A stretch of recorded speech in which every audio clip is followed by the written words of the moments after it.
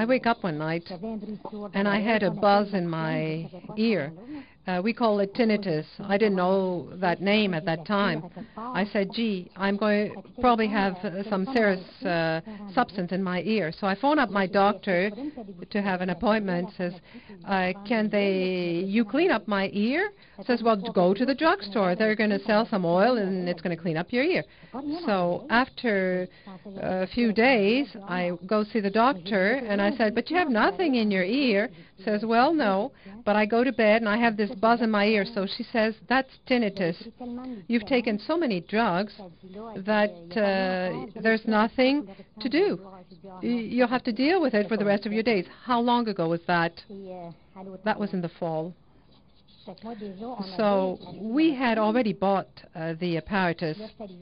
So I told my friend, this is not possible. I can't live with that for the rest of my days. So I started using the pads, one north and one south. After 3 treatments, my tinnitus just disappeared.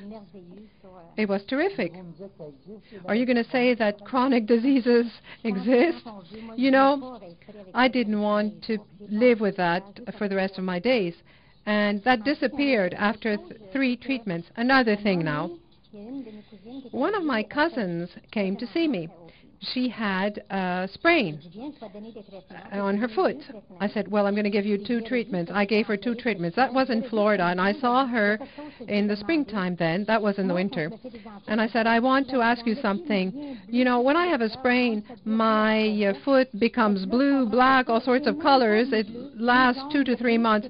I says, I don't understand. It didn't become blue, no color, no yellow, nothing, and my foot doesn't hurt.